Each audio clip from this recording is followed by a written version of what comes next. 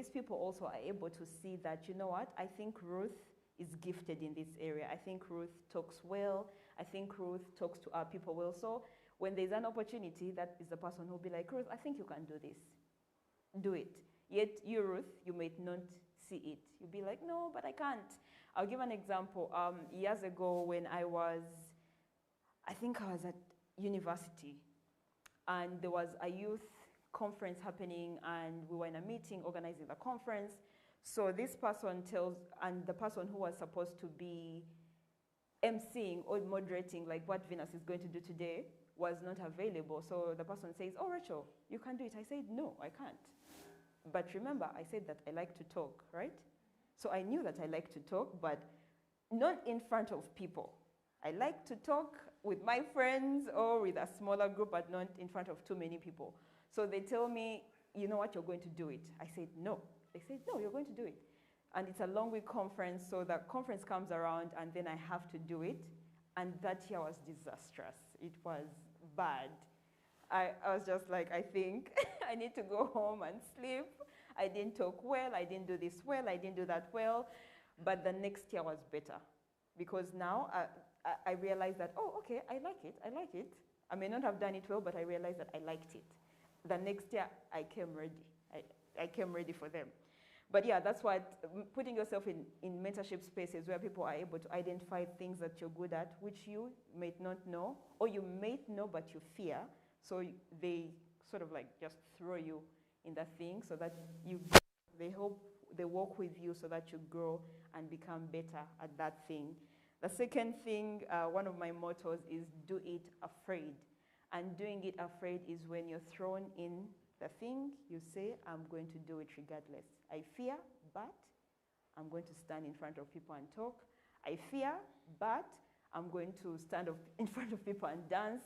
I fear, but I'm going to go and, like, I don't think I can be a peer educator because, I mean, how many people do you have to talk to every day? At least one. That one I can do. But approaching them, it's the whole, how do you approach someone? I feel like, I don't know, I think I would be terrible at it, so I don't think I would be a good peer educator. I don't think so. But yeah, do it afraid, because when you do it afraid, you discover that there are so many sides of you didn't know were there. So many things that you could be good at, but you had no idea that you could be good at them. And if you stay in your corner and not do them, that doesn't serve anyone. So allow yourself to just do things, yeah? The other thing is, how many points have I given so far? Another sharp student. Okay. All right. The other thing is support. I call it support or accountability partners. So in this journey, as much as you're doing so many things by yourself, you need people to hold you accountable. Either they could be your friends who just remind you that, you know what, Angel, you're doing well. You're doing well. Or if you come home crying and you say, Banange, I was a peer educator and this man or this woman abused me, that friend is one who is able to remind you that, you know what, it's okay, tomorrow will be better. You won't die. Tomorrow will be better. Or the person to remind you that, you know what, you set the goal, you set a goal to do A, B, C, D, E, F, G, but you haven't done any of those. What's going on? Now, those either support or accountability partners, depending on what it is that you want. So remind yourself, those are very important because they're also able to remind you of who you are. They're able to point out the things that you're good at. Recently, I was in a space and someone said something about me that I didn't believe. So I went back to a very good friend of mine and I asked, and I told her, you know what, this person said, A, B, C, D, E, F, G. Is it true? And my friend said, no, I don't think you are. And I was like, I think you're right, because you've known me longer, so it's not true. So you need those people who ground you, people who remind you of who you are, even when you're in doubt, but also people who hold you accountable, who say, I saw you doing this, it's not right, I think you need to change. And those are the people who you can't easily abuse, or even if you abuse them, they're your friends for life, they're not going anywhere. Or they may go somewhere, I don't know. They may, but you need such friends to be able to hold you accountable, to say today you are speaking somewhere, but the way you are over-moving your hands. Maybe you need to stop over-moving your hands. Yeah?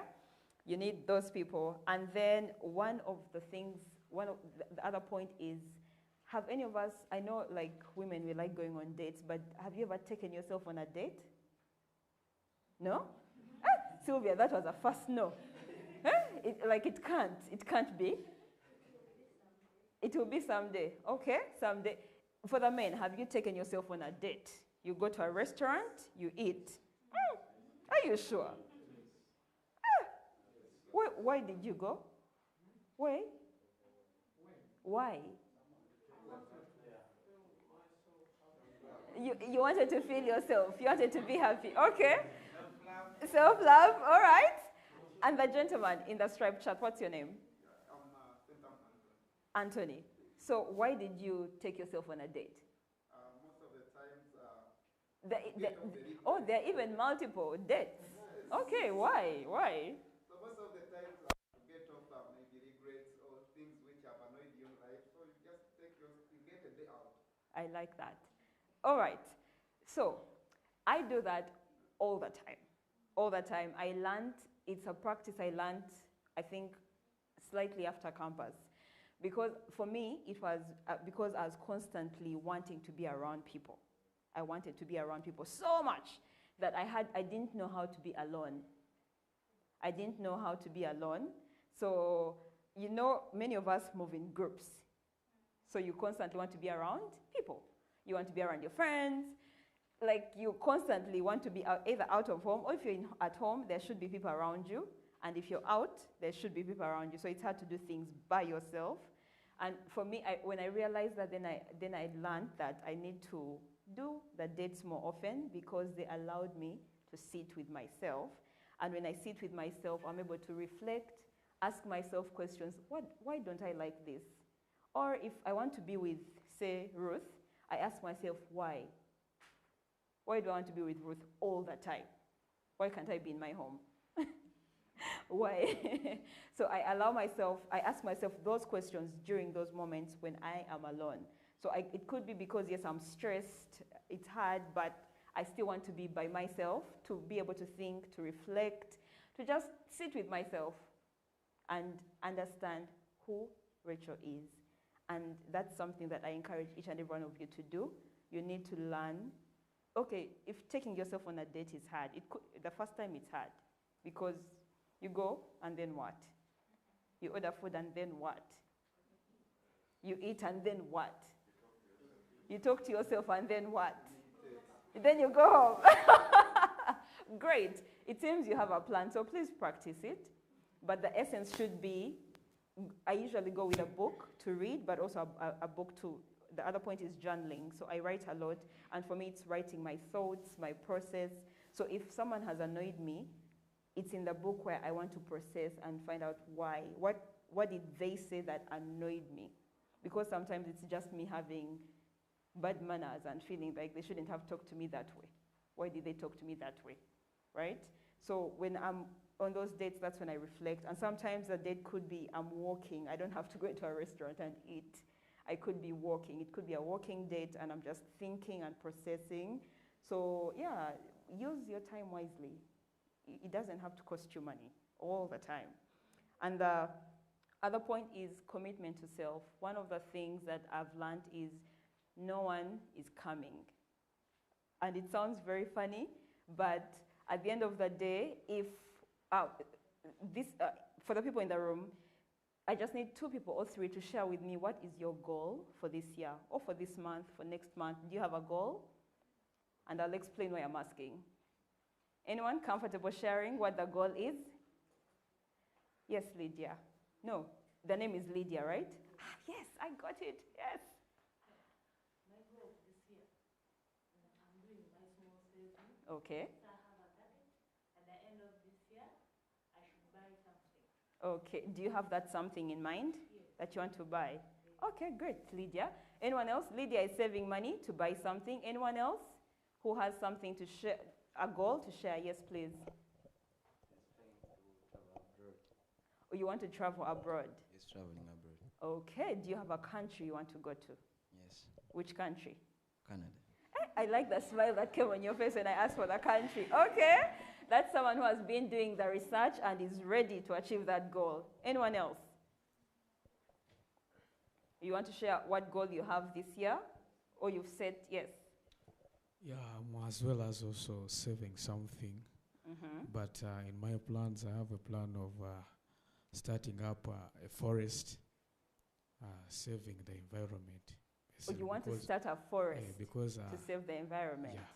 That's ambitious. Yes. So now I want to ask too many questions about the forest. Anyway, thank you guys for sharing your goals. So why did I ask about the goals? Because those goals you've set for yourselves, only you can achieve them. Like, I don't know what you're saving for, but the fact that I don't know, I can't achieve it for you. I can't come and say, Lydia, you know what, that goal, I'm going to achieve it for you. I can't because I don't know it. So each of us has personal goals. So going to Canada, I don't want to go to Canada, but you want to go to Canada. And only you can work towards going to Canada by yourself. Other people, family members may support, may give money here and there, but you're the one who is the driving force. You're the one in the vehicle, in the taxi, or whatever, bicycle, whatever it is. You're the one riding and taking yourself to that destination. So commitment to self is so important because as a person, no one can achieve your goals for you. If you decide that I want to do this, I hope you have the capacity. I hope you push yourself. I hope you do whatever it takes. Because now with the forest, I have never thought about starting a forest. But that's your goal, and you should go for it. So one of the things that I want you to also go away with is be committed to yourself. Be committed to the goals that you're setting. Be committed to making yourself better. Be committed to you, because no one is going to be committed to you. I can only be committed to myself and maybe my family members. But also with my family members, I can't achieve their goals for them. I can support, but I can't do it for them. Even my mother, I can't. I can only support her. And my last point is, even as you're doing this self-discovery thing, remember to be very kind to yourself. In my journey, that's something I constantly forget. I constantly forget to be kind to myself. So I'm constantly giving myself negative self-talk that you can't do this, you can't do that, you can't be this, you can't be that. Yet, at the end of the day, to be able to achieve that forest, you need to be kind to yourself. To be able to save that kamane, you need to be kind to yourself, that in the month that you miss to save, you don't say, Kale Lydia, I'm stupid. Kale Lydia, I'm this. You remind yourself, you know what, we shall try again next month. And with those, I hope that we have an understanding of what self-discovery is and a few tips from my experiences that can help you get on this journey of self-discovery. Thank you very much.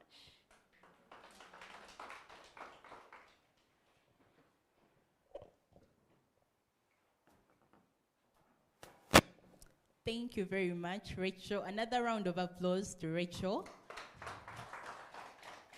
Yes, my takeaway point from her brief session on self-discovery has been commitment.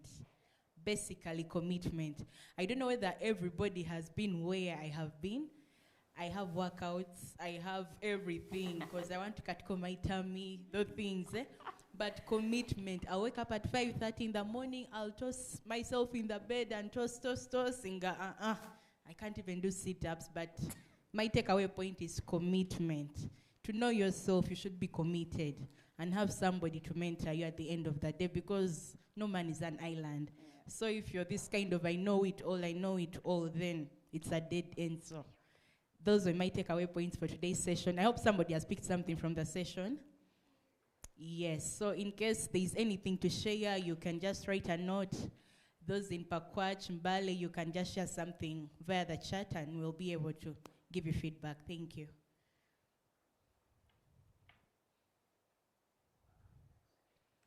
I just want to welcome the next session, the question and answer session, with our moderator, Venus, that will be taking us through. Welcome, Venus. Thank you. Good afternoon, ladies and gentlemen. Good afternoon. My name is Vena Satemango, a young professional at Vijana Co. I am a moderator of today's discussion. With me here, I have a guest speaker. She is called Ms. Rachel Kiza. Rachel, you're welcome. Thank you. Our topic of today's discussion is embracing self-discovery, the power of knowing and growing.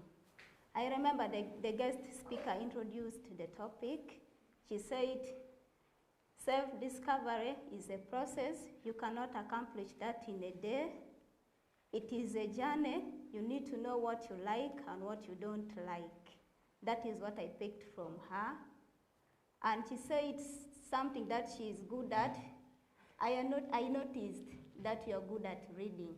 So I would like to know, what kind of book do you read?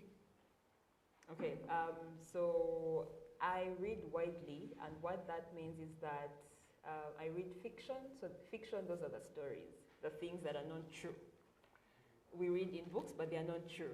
I read fiction, and then non-fiction, those are the things that could be true. So the memoirs, if you've read Seven is a Mustard Seed, okay, if you've heard about it. I don't want to assume that people have read it.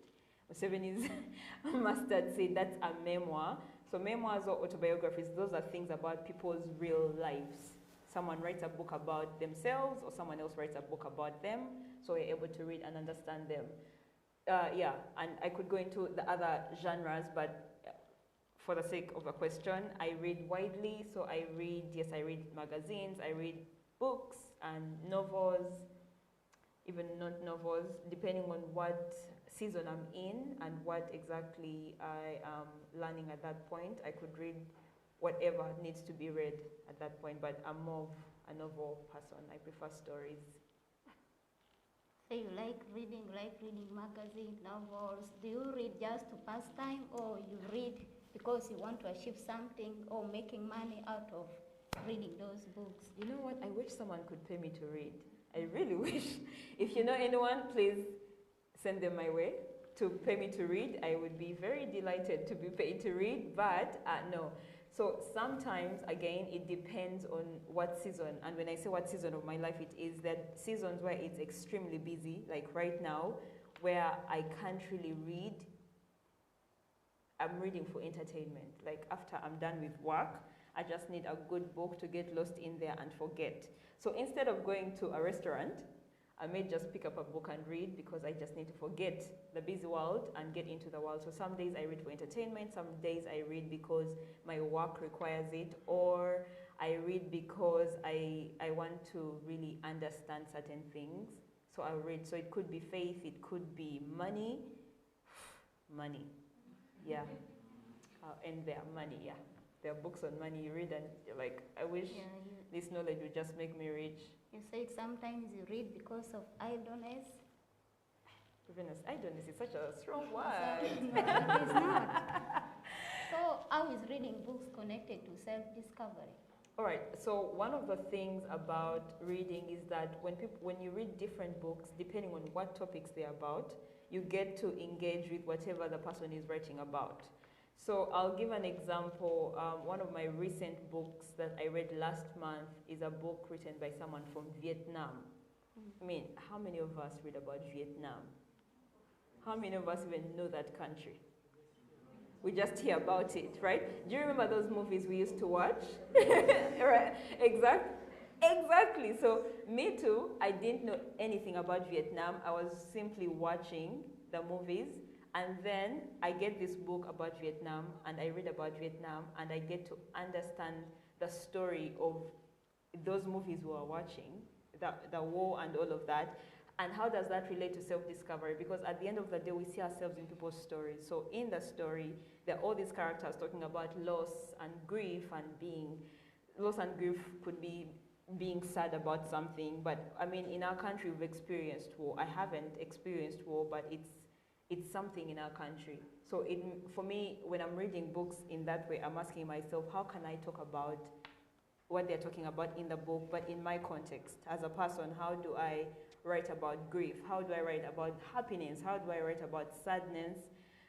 so I read while asking myself those questions. And depending on what book you're reading, some books also help you understand yourself better. Recently, I asked my friend about grief. I'm currently reading about grief and loss, so I may just talk about that a lot.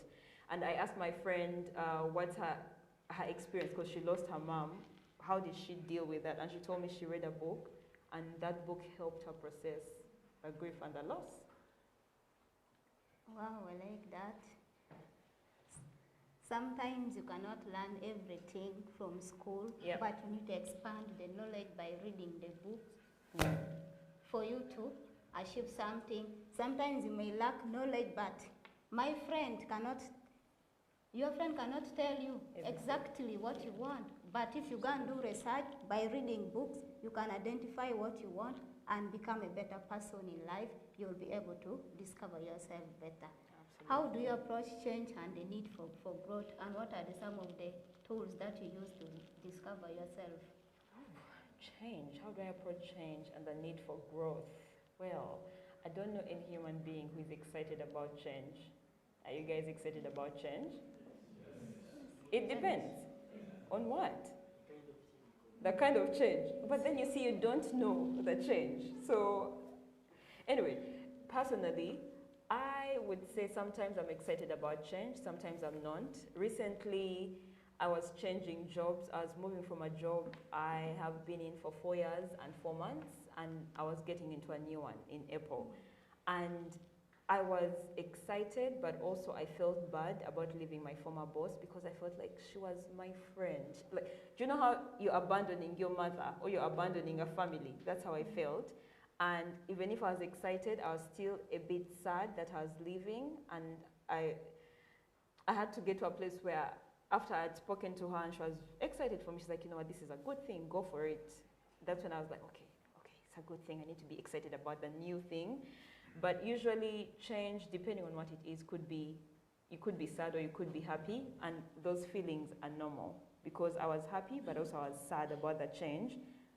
And here I am into the new job, and I'm really, really enjoying it. I'm liking it. What was part B of your question? I hope I answered part A. Yeah. I did? Okay, great. What was part B of the question? Because I remember practices and something. What are some of the tools that you use in order to identify that self-discovery in you? Okay. What tools do I use? One, I think most of the tools that the ones I gave during the talk, those are majorly some of the tools I use for me when it comes to self-discovery. But the one that I'll emphasize, or two that I'll emphasize, is the alone time. Those solo days, whether it's a walk or it's just you on your bed. Do you know the feeling of just lying on your bed and doing nothing? Such a beautiful feeling. You just lie there on your bed. Okay, so there's that. The practicing being alone is so important, because you get to think, you get to be able to make decisions, because some of us constantly want to make decisions with our friends. I want to do this. What do you think? What do you think? So if your friends tell you, I think this, and you're like, okay, let's do that. But you yourself, you know that's not what you want to do. So I would say practice being alone more. And that being alone doesn't mean that you just sit with yourself. Sometimes it's targeted, and by targeted I mean sometimes I go there when I want to think about something. Other times I go there to really offload. I'm walking because I don't want to think about work. I need to think about Rachel. How is Rachel doing? How is she feeling? If I've been sick and I had to ask myself why, and I realized that I've been working back to back 2 weeks and I haven't really rested. So in this week, I am resting more. I am resting more. Even if I'm here, I am resting more because I needed to do that. So the alone time, accountability partners, all the support groups,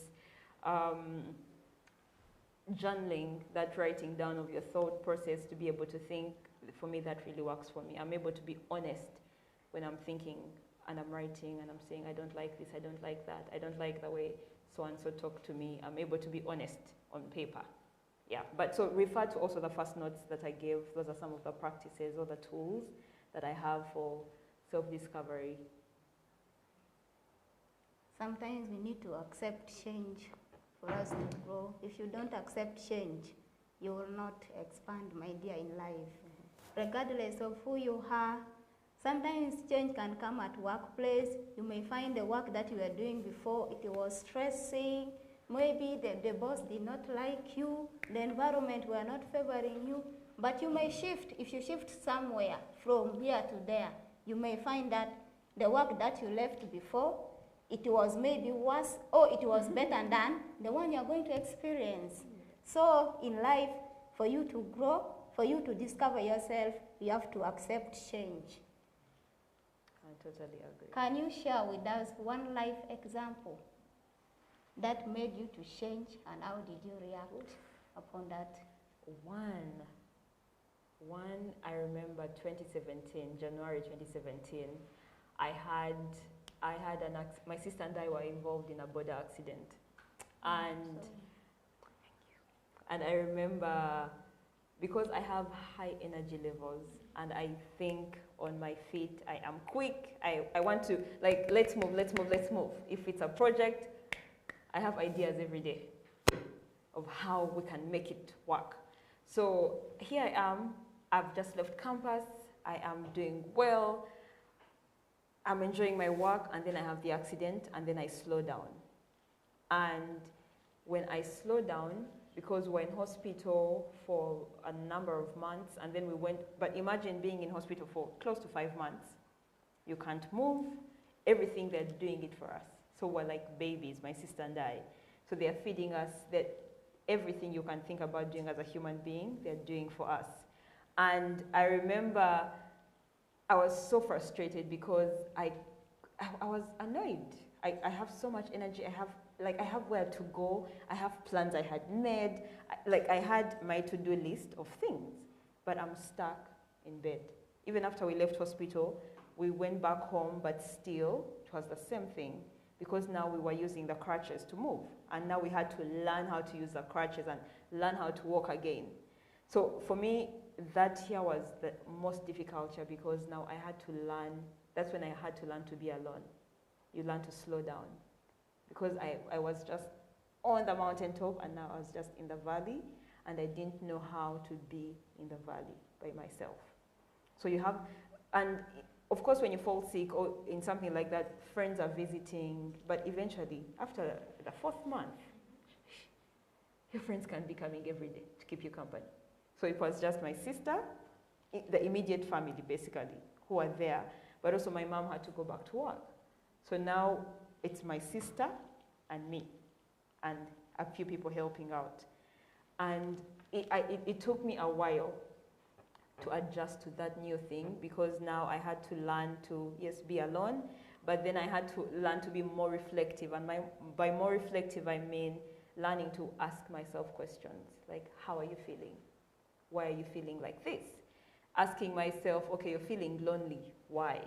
You're feeling this way, why? And my sister and I also, during that time, we became closer, because, I mean, we were 2 people in the same bedroom, spending all our time together. But yeah, that's one of the key things I remember that helped me understand the importance of being alone and what it means to enjoy your company and not to try to run away from yourself. Being alone, but also being reflective. And I read more also during that season. I read more books because I had all the time in the world.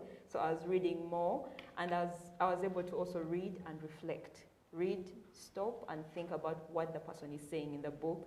And that's what usually causes the transformative change that we're looking for, where I'm asking myself, okay, the book says this, but how does that apply in my life right now? Or what do I think about it right now?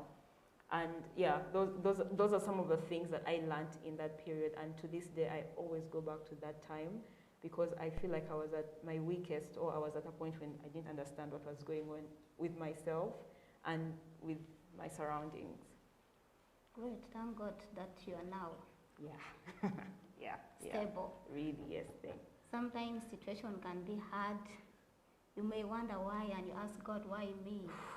Yeah. But you managed, and during that time, you discovered yourself the more. Yes, You I had did. time to read, you had time to be alone, You had time to know that these are the friends who needs me when I'm in help. These are the kind of people who can reject Yeah. me. Yeah. What, at least you were able to know that. Yes, I was.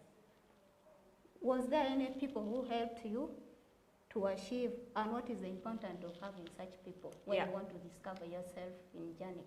Yeah, I think this also refers to one of the points I mentioned about mentorship spaces. So I mentioned that from my S6 VAC, I was at least privileged, or I was in a good position to have someone walk with me the journey of saying, you know what, let's walk with you. And for this particular person, it was the spiritual aspect of it, where I had so many questions about God, about this whole Christian thing. I did not understand it, and this person was able to answer my questions at every point. I would simply reach out to them and say, what does this mean? What does that mean? And that's why I say it, so even mentorship is not just in career, but also in other areas of your life. That, and then in 2016, before the accident, I got into a mentorship space called the New Generation Mentoring Program. So this one, they take on only women. Sadly, for the men, you can't get into this one. They take on women only, and that space it allowed me to understand, because we're talking about things like self-discovery, self-awareness, so many aspects. And at that point, I needed that, and I needed the community. So right now, the community has grown. They do, I think, 2 or 3 cohorts every year. But I've been, and the lady who started it is a very good friend of mine. And to this day, she's one of the people I reach out to when I'm about to make a big decision. And I want to hear from her, what do you think about this? Or if I'm managing people at work and I'm going through, maybe one of them is being difficult, I'll reach out to her and ask, how do you handle such situations? Have you dealt with them in your workspace? How do you handle that? So that's the importance of being in these mentorship spaces. They're very important, but also knowing that you can reach out and ask your mentors, how do you handle this? How do you handle that? Or even if it's something concerning me, I wanted to go back to school and study, and I was having a conversation with my friend, she's called Noeline, of the mentorship space, and I was asking her, I want to go back and do, say, a master's, and what does that entail? So they start telling you need to plan, you need to have A, B, C, D, E, F, G. So that's the important, it's like having someone to bounce ideas off with, and they direct you in the right way. Wow, I like it. You know, when choosing mentorship, my colleagues here, you need to be very, very keen. I was misled sometimes when I was at my campus. I had a mentor. I trusted that guy the more, but little did I know, he was also behind my back. At some point, he was like, hey, if you want me to do for you this, you also do for me that. Then I was like, what kind of mentorship are you? So from there, I had to put a quote that maybe when choosing someone, you have to first identify who can help me best. Is she really good at that? Yeah. I am a lady. What kind of people should I go for? If you don't have that in mind, you may have a mentor who is maybe a witch doctor, may also lead you what? To be in that position. So here you have to be very keen. Mentors, they are good, but sometimes they mislead people. Absolutely. So know the kind of people that you always work with. Know your friends. Check your environment around you and identify yourself before you take that step. Yeah, absolutely. I totally agree. It's so important to know.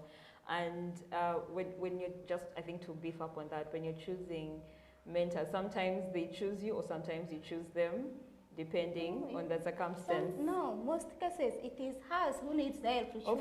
Of course. Because now for me, someone cannot identify that, hey, Venus has a weakness of this, let me go and help her. It is me to discover that.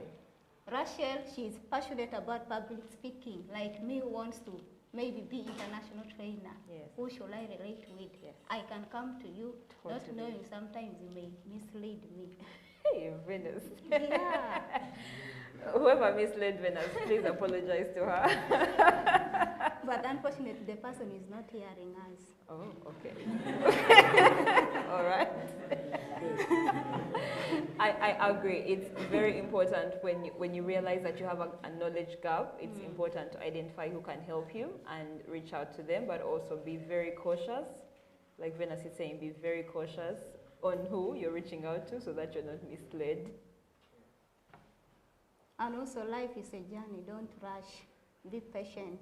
Yes, absolutely. I may be driving today. You don't know how I started mine. You also want to be like me who is driving today. And for you, you're just walking. Did you know how I achieved mine? Absolutely, yeah. It's better you learn how I achieved that before making you to be who I am. So Rachel, what are some of the obstacles you faced when you were discovering yourself? First of all, realizing that people telling me I'm like a bad person, and not bad that I have, I don't know, bad, extremely weird manners, but you know when people start pointing out your weaknesses, that the way you talk to so-and-so, that wasn't right. But to me, No. you are not bad. I'm not. Though I did not take enough time to be with you. Well, thank you, Venus, for the vote of confidence. But yeah, one of the things was that when people would tell me negative, would give me the negative feedback, I didn't want to hear that because I was thinking, I mean, I am a very good person. I'm very good. So when you start telling me, oh, you didn't do this well, how? How? It's you who has the problem, not me. So I had that mentality, and that when you have such a mentality, obviously it's going to obstruct you from growing. It's going to obstruct you from dealing with people. If I realize that every time we give you feedback, you don't take it, people stop giving you feedback. They're like, you know what, when it comes to Rachel, she doesn't want to hear. She does not listen to anyone. So that was one of the things that really was obstructing me, and I had to learn that it's okay to receive feedback. It's fine. It's really okay. It helps you become a better person. And yeah, I am happy to say that I listen now when people give me feedback. I listen to them. Wow. You know, when you're getting feedback from people, you expect bad or good. I used to expect only good feedback. No, not all of them can give you good feedback. Of course, but those ones I would block out. Like I don't want Others to hear. may say, Rachel, you're good at this, but you're rude. Yeah. Do you feel like, no, I think I am not rude. I know myself better than you do. Yeah. But you cannot identify everything in you. Not at all. Others can help you identify that. Yes. How did you overcome that, whatever? Um, The obstacles that you faced in your that journey. one of the things I had to learn was perspective. And when I say perspective, it's how do you look at things. So if I was being told, and then with the whole self-discovery bit comes self-awareness and self-acceptance. So self-acceptance is simply you choosing to saying, you know what, I am A, B, C, D, E, F, G, and I've accepted. Nzikiriza that, yeah, I am that person. Then comes in the aspect of self-compassion. Self-compassion is knowing I am those things, and I'm going to choose to be kind to myself. And so when I realized that when people give me negative feedback at that, they tell me, oh, you did this, you did that. I'm like, no. I had now to learn. One of my friends had to talk to me and say, by the way, when I tell you that you're this, it's not an attack on you as Venus. I'm simply saying there's an aspect or there's a thing in you that can be changed. So change that. I'm not saying that Venus is a bad person.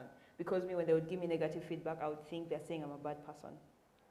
And I had to learn that they are not saying I'm a bad person. They're simply saying there's something about Rachel that needs to change. So that's how I started looking at it. And in that way, recently something happened. I do some volunteer work with an online literary magazine, and literary really is just literature. Don't be confused, it's just literature. So I give them a few hours every week, and on 2 occasions I've done the work when I'm tired, so it shows. When you do the work, then you submit and tell whoever is in charge, oh, I've submitted the work, look at it. So this person looked at the work the first time, and they said there were mistakes. I was like, oh, I'm sorry. Second time, again, there were mistakes. I was like, sorry. So now I almost went back to that place of thinking, I'm not good at this. I should just give up and stop volunteering with them. But I asked myself, why did that happen the second time? And I realized that I was doing it when I'm tired. So what was my way forward? I told myself we need to start doing the work when we have time, so that when you're done doing it the first time, you can keep it and look at it later, and then you're able to identify the mistakes. And that's something that you can do for yourself, where you have to be able to identify what the weakness is, find a solution for it, and be a better person. So that's how now I take feedback. It's not an attack on me as a person. I just need to know what can I change through that feedback. All right, because sometimes you learn from our mistakes. Of course. If you don't accept weakness, then you will not be a strong person in life. So Rachel, there is something I read about you that you're passionate about public speaking. Oof, yes. How did you discover that? Like for someone who wants to be international trainer, do you think public speaking is good for that person? Yes, absolutely. So when it comes to public speaking or anything that we do, there are techniques. Techniques, or there are ways to do things. So even with public speaking, I graduated recently from a leadership course that I was doing with Annette, for those who know Annette, who works here. And I was chosen as one of the people to give a speech on behalf of the participants. And I spoke, because now when I speak, I do a self-analysis. What did I do well? What didn't I do well? So when I was speaking, I noticed I'm not one, like I'll write a script, but I'll not stick to the script, because I feel I am too creative. Like my mind will just go all over the place. But then I realized I should have stuck to the script. I wrote the whole speech. I should have read the speech, right? And saved time, because then I don't talk about the cows and all these other things. My mother, what, I just read whatever is in the script. So when I was done with my speech, I started noticing, when other people would come on to speak, I started noticing what they were doing, and I realized that there are things I hadn't done that I would have wanted to do. And now I was like, the next time they invite me, I know how to do it better. So that's the thing, the techniques to public speaking, and you've got to learn what the techniques are for you to be able to do it well. It's not enough to have the passion. It's not enough for me to love to talk. I need to know when I come into a room, what's my audience? And usually, so that's why when I came in, I had to talk to a few people. For me, it's always, I'm gauging to see at what level people are at. What are they feeling? What mood are they in? Because then when I'm talking, I need to know how much work am I going to put in to bring them to where I want them to be. I put in that much work. So let's say for farming that you do, right? There's a way how to do it. So for me, like we spoke earlier, I told you I don't know anything about farming. If I was to go into farming, I would need to come and consult and ask Venus, how do you do it? So you show me how to do it. So there are techniques to all these things we want to do, and we need to be able to allow ourselves to learn those techniques to be better. It's not enough for me to have a passion for farming, but if I can't do it well, if I don't have the technique, if I don't have the how to do it, then I won't do it well. So it's very important. How did I find out I liked public speaking? I would sit in a room and realize I wanted to be up there. I don't even know how they call that, but I had the desire to be on stage, and I always told myself, I will. So when opportunity would come, this one time in high school, we used to do dancing things, those MDD things, and they said, we need MCs. I was like, me. Let me tell you how. A day to the event, I refused. I said, I can't. They were calling, Rachel. I was like, no, I can't do it. The spirit of fear. Yes, yes, and to this day, I remember it and I feel so sad, but from that day on, I said I'll never say no. So if someone asks me to speak, I'll say yes. But then I'll go back and do the hard work of knowing what's my audience. So I had to go and learn all these things, and it's been over time. It's been over time. It's not that I learned it in one day. It's been a journey, and it's a journey that still continues because I constantly have to watch how other people are doing things and want to do better and get better at it. I know it is a process to develop that. You cannot be perfect in one day. At least you stay focused Yeah. in what you want. Like for some of us who want to be the international trainer, I know I cannot run that maybe in a year or in a month, but I need to practice it. Yes. When maybe I am called to go and train some people, first of all, I need to know my audience. Yes. I think that is the reason why So important. they informed you before Yes. that you're going to meet this category of Yes. people. Yes. For you to prepare and to take away the spirit of fear in you. Yeah. So Rachel, we have some people out there who are facing challenges in discovering themselves. Those are the people who cannot even go for workshops, no one to mentor them. Yeah. What can you tell them so that they discover themselves, like some of us who are here today? I would say, first of all, it's a journey. It's a journey, and the question would be, how badly do you want something? Because that desire is what will push you to move out into other spaces that you want to be in, and also do it afraid.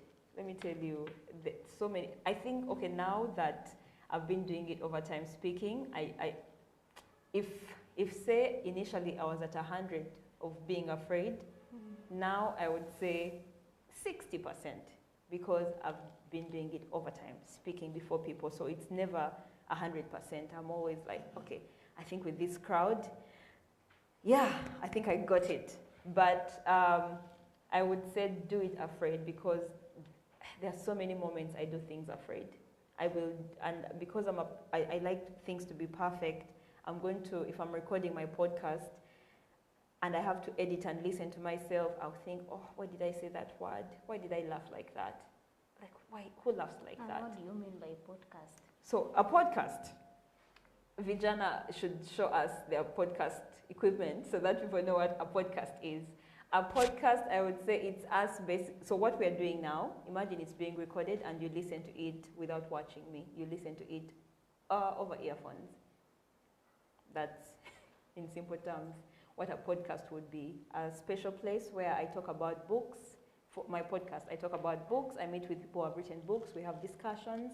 I record that stuff and then put it somewhere, and then you can listen in all the time, and yeah, you get to know about Ugandans who are writing books, if you're interested in that. So when I'm doing that, half the time I will be critical of myself, and that's me pointing out what I'm not doing well. And it's never what I'm doing well, but what I'm not doing well. I laughed too hard here. I spoke for too long, and that also helps me improve at the end of the day. But I would say do it afraid. Don't be afraid to make mistakes. Mistakes are a part of life. You will make mistakes, so don't be afraid to make mistakes. Go set your goals, all those things that you want, go for them. And also practice the self-awareness between, in those alone times on your dates, practice being alone, but also practice asking yourself questions. Reflect, ask yourself, what aren't I doing well? What can I improve about myself? If someone said you talk too much, ask yourself, why? Is it because I love to talk or I love to hear myself? There are people who love to hear themselves talking. Ask yourself why. I would say ask yourself all those questions all the time. Ask yourself questions, but also allow yourself room to really explore, allow yourself room to break out, allow yourself room to, what's the worst that can happen? What's the worst that can happen? If you set a goal to go to Canada, what's the worst that can happen? If you set a goal to save money, what's the worst that can happen? So allow yourself, because half the time many of us, we're keeping ourselves like to my corner here, but how about you? Step out slowly by slowly. I'm not saying run, walk step by step. It's a daily journey. So can you take at least a step every day? A step, even if it's one step, take a step every day. Allow yourself to do something that you've not done before, or allow yourself to explore, allow yourself to talk before people, allow yourself to meet one person. But yeah, give yourself permission to do whatever it is that you want to do. Don't hold yourself back. Yeah, you have to have desire for that thing. If you don't have the desire, you will not learn it. Not at all. You might practice it alone, but you also involve some people to be aware so that they identify your what? Your weakness, and you correct upon that. Yes. So Rachel, how do you pursue growth intentionally? How do I pursue growth intentionally? Well, one, for me, it's desiring more. I want more for myself. I don't know about you, but I want more. And that comes from a place of knowing there's so much I can do. I mean, in my short life here on earth, I'm constantly doing things. So now that I know I have the capacity to do those things, how much more can I do? So for me, there's a desire to do more, and it's that desire that pushes me, that every day I'm willing to put myself in different spaces. If it's a mentoring space, I want to be there. I've learned to remove any limitation. I am constantly pushing myself, so I'm very intentional about reading, because if you want to be a leader, or if you're a leader, you need to be able to read, even if it's one book a year. For you to learn. Even if it's one book a year on different things. So I read, and I read early in the morning, at least 1 hour before I go to work, and then at night for another hour, because I need to create the time to read in between the busy schedule. And so I've created patterns to do different things. So if it's reading, if it's walking, because I also need to be very intentional about my fitness journey. So yeah, I will at least walk, at least walk. So create patterns. That's some of the ways I do it. Create patterns for learning. Yeah. Wow. I like that. How do you stay motivated, committed? And what advice can you give to someone just starting to develop that journey of self-discovery? How do I stay motivated? Oof. One, reminding myself that it's a journey. I don't have to run. The example you gave about someone sees you driving and then they want to also drive, yet they're walking. They don't know how you got there. So one day at a time. One day at a time. Don't try to run. Don't try to be, I don't know, who is the fastest man in the world right now? Bolt. Is he still? Yeah. What about this Kenyan man? Kipchoge. Oh, there's also Kipchoge. So knowing that, I watched a documentary of Kipchoge and saw how much time he has put in to just be that person. And I realized that I need so much time to also be the person I want to be. So one day, take it one day at a time. One day at a time, don't try to run. If you wake up every day and you do something towards what you want, that's great. Even tomorrow, do something else towards that. Fantastic. Like, keep building on that. The second thing I would say that keeps me motivated is the reward system. So I like to buy myself things when I achieve my goals. So Lydia, please pick up on this. When you save that money that you want and you hit it, buy yourself something. Not with the money that you've saved. Because then what's the point? Put aside a portion and say, maybe even if it's 50,000 or 30,000, either go to a place and eat, but to celebrate that I've done it. So I usually do that for myself. In the first quarter, there are two goals I had set, and I achieved them. Oh my God, I was so happy. I went to a restaurant and ate, and I don't even feel guilty about eating that money. I was like, yes, we achieved the goal. So reward system keeps me motivated. I put aside money, or whatever it is, I plan to do something to reward myself when I've achieved something. So that keeps me motivated. And also have fun while doing these things. Like, do not be as if you are, I don't know, at a funeral or what, but have fun while doing whatever it is that you're doing. Creating fun activities in there helps you stay motivated. So it could be walking, it could be running, it could be, I don't know, there's a friend of mine who likes sitting in a place and they just stare at nature. They just look at trees. And that makes them happy. So find your fun thing to do. The other thing I would say, prayer as well for me. Prayer keeps me motivated because there are days when I cannot deal. I feel like I have come to the end of myself. I feel like I think this is hard, I'm going to die, but then I have that fallback. Or then also there's friends. I have a very close group of friends, and some days I'll just go and sit with them and we talk about things that are not related to what I'm going through, but we're able to encourage each other in the talk or even just talk about different things, totally different things, and I'm able to go back home and I'm like, this was good, I should do this more often. And then we meet again after 6 months, and yeah, that's adult life, where you plan things and you do them after a long time. Great. You know, when you want to achieve something, if you put God aside, you will not manage. Enemies can come in any time. In whatever you do, make sure you put God first. Have that fun, as she said. That will help you drive that goal. Yeah. Fans that have set the goals, the same with yours. Don't go for someone who may be a prostitute and for you want to be a pastor. How will that person help you to achieve that? First identify that person. Mm-hmm. Yeah, absolutely. Miss Rachel, we have come to the end of our discussion. Any last words for the youth, advice? Oh, yeah. Oh. Well, first of all, it's been amazing being here. Thank you for having me. It's been amazing for our live audience. You've been absolutely great. For the ones on TV, do we say TV? Or the ones who are not here, the ones online, it's, it's great. And I hope one day I'm able to visit Vijana in Pakwach and in Mbale, like I've done here. But yeah, it's been absolutely great being with you. And I would say remember everything we've mentioned today. Do things afraid. Give yourself permission to do things. Set those goals. Achieve those goals. Reward yourself. But also, while you're at it, have fun doing it. Don't be sad. It doesn't help anyone. Have fun while at it.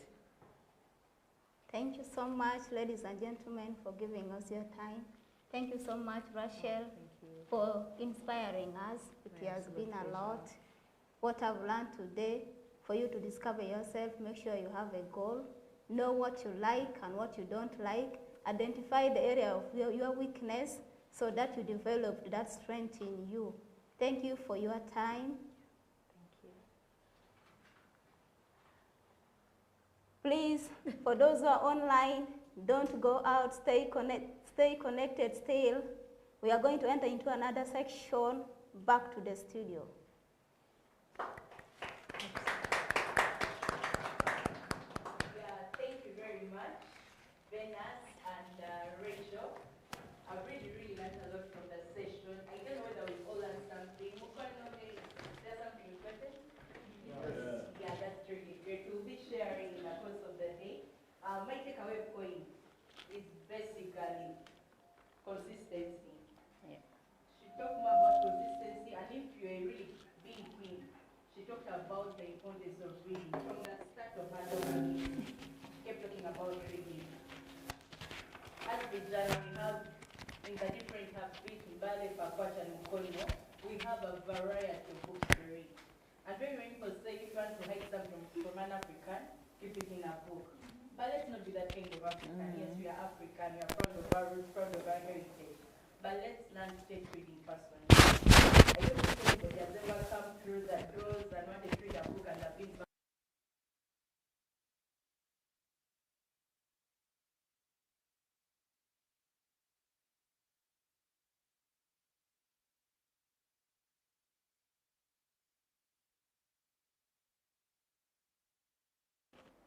we'll be here, you plant today, tomorrow you go and Jehovah has the fruit come. You invest money today, has this come? It's the same thing with self-discovery. It's a journey. It takes time. So, young people, let's be patient. You want Kambila away. When something happens, you want returns very quickly, but we should learn to be patient because good things take time. Same as prayers. You pray and sometimes God says yes, sometimes He says no, sometimes He says wait, but we don't stop praying. So let's learn to be patient through this journey of self-discovery. And next, we are going into the session of question and answer. That's being open to the audiences in Mbale, Pakwach, and those online.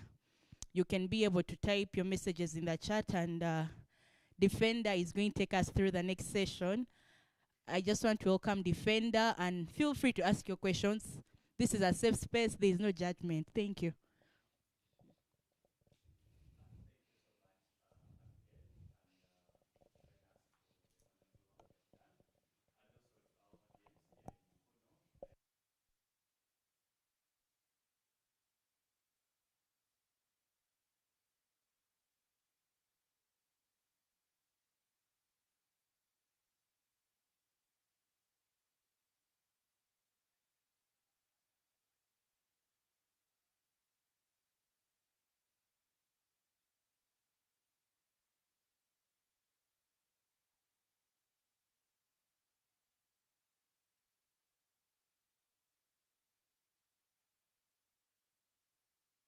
In Mukono, but sometimes I sit in Mukono and also in Pakwach, so it's nice having you here today for this particular session. And also we have had a lot in our first session and also the second session. So this is the space we are giving it back to you young people there in Mbale, also in Pakwach, as well as guys here in Mukono. Rachel has talked a lot, she has shared a lot.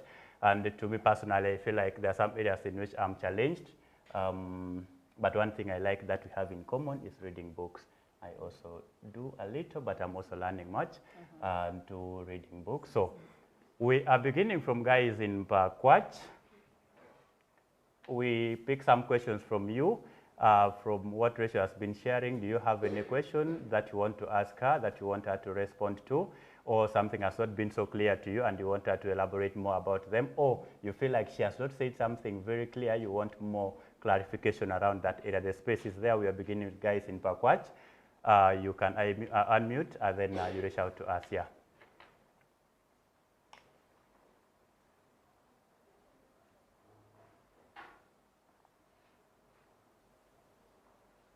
After Pakwach, we are shifting to Mbale. I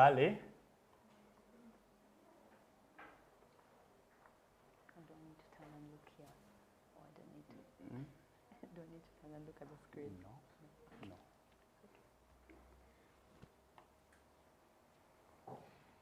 Anita, are there some questions in Pakwach?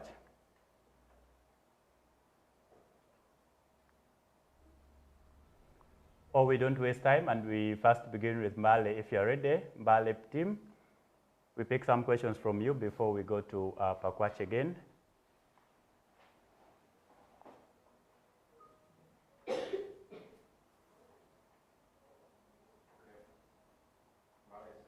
The power had gone off. I can see here, and Yusuf is typing. But as we wait for these guys, there was a question from Mbale that Rachel will have to respond to, that there's a young lady here who is asking, what if the change requires you to leave a family, more so the parents? What happens? Do you go over the change or compromise and stay with your parents? That is from Mbale. Wow, that's quite a difficult question because I don't know what the situation is, and I don't want to say leave, and then they're like, oh, that person from Vijana said I should walk away. So my advice would be, maybe they should reach out to a person who works at the hub in Mbale and have a discussion with them, so that the person, and I hope they're able to open up to the person and say, this is what is happening at home. And like, there's so much intervention that should happen before this person says, you know what, I think I'm just going to walk away. And so I can't really make that call for them, but I would advise that they find people who can talk, they can talk to, and those people will be able to either say, let's go talk to your parents, or let's do some form of intervention there. But I can't make that call for them. I don't know what the situation is, and I wouldn't want that fall on me or to fall on you guys. But I think the person should reach out to your team and see if they could have a sit down and talk it through before any decision is made. Yusuf, as the ballet team, please reach out to this person Yes. and you get to understand what really Yes. the change is all about Yeah. and support that we can give to the person and we get to understand. And then the second one is from Mongurek Fortunate. This person is saying, the main speaker is talking more about role model or mentors, yet most of these services require money. Yet you also spoke about not paying for most of your time. For example, he has always been taking his time and visiting Vijayanagar Library or a public library in town. And his goal is to learn how to use a guitar and record another song and also shoot a video of a song before this year ends. Don't you see these services need pay? It's twofold. And by that I mean their services, their mentors that yes, you're going to have to pay for them, right? But then there are also spaces where you don't have to pay. So for Fortunate, that was the name, Yes. I would say identify the ones that don't need pay, and sometimes the pay doesn't have to be in cash. For some, it could be in kind. So, for example, if you decide that maybe I want to come and volunteer at Vijana, right? And at Vijana, I say I want to learn. So maybe my learning could be targeted. Maybe I want to learn communication. I want to learn how Defender works machines and whatnot. I'm sure there's provision for Defender to say, okay, I can teach you A, B, C, D, but maybe for this one, maybe you have to find someone else to teach you. And while you're doing all that, you could be saving for that space and say, I'm going to put aside money. It may take a while, but I'm going to put aside money to go, and when I get the money, then I'll go to this person and say, you know what, I want to learn how to do this. But also with social media, how about you see, can you learn on YouTube? I mean, there are classes. I know there are classes for these things. I don't play the guitar, but I know on YouTube there are classes for all manner of things. Identify those spaces or get into a music group where you can learn something. So before the cash aspect comes in, try all the non-cash options. And if those fail, which I'm sure one of them can work, then go into the cash option. But don't let that also limit your desire to learn and be mentored by these people, because most of the mentoring I've had until recently I've not paid for. I've been able to identify, or sometimes I go into a space and I say, you know what, I want to learn this from you. And then I can also offer my services and say, I can help you with A, B, C, D, E, F, G. And in turn, the person is helping me, and I'm not paying for it. Yeah, so it's like a delicate balance where you identify what works and then what involves money. And if what involves money is there, then take your time, save up for it, or find someone to help you. Yeah. Around there. Yeah. So Pakwach, they are also saying there are no other questions from Pakwach. So Mbale, we are back to you again. Is there any question from Mbale? Or we bring it home in Mukono?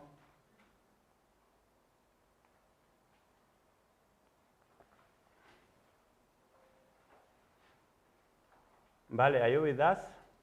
Or we have lost you somewhere?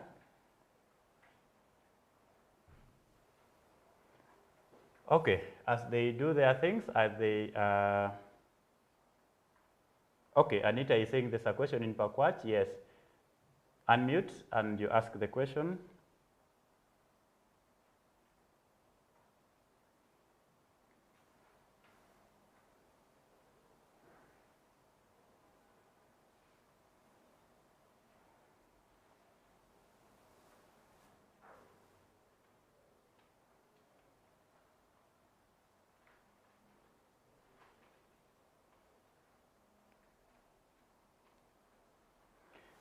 Okay, there is some issue with that. We will get to see how to respond back to them and get to know what's happening.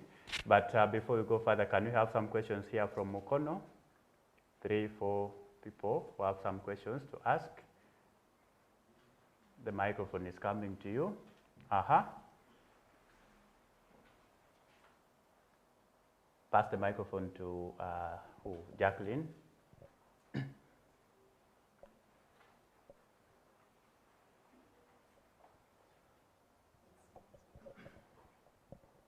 Yeah, all I would want to require from Rachel is that how far has the why question helped you or pushed you to to discover yourself, because every question that they've been tossing to you, you have that why question. Yeah. How has the why pushed me into self-discovery?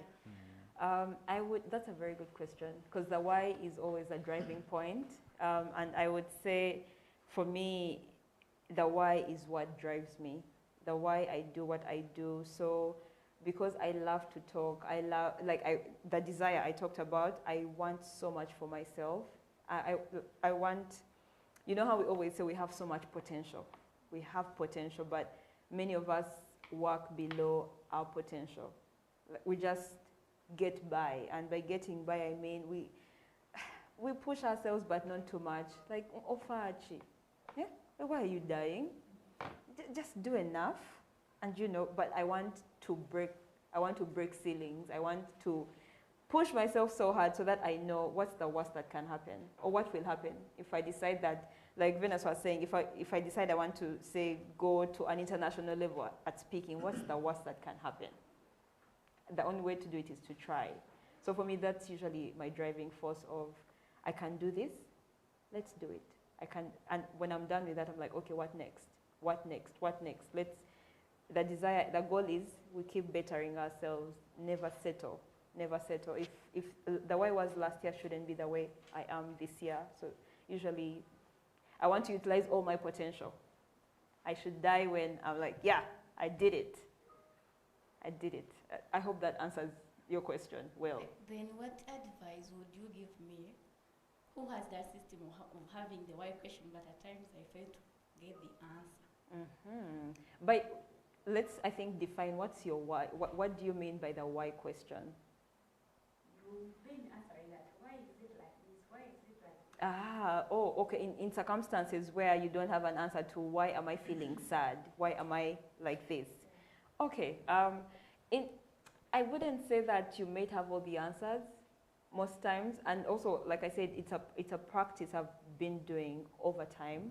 That for me, until I get to the core or to the actual thing, I don't stop asking.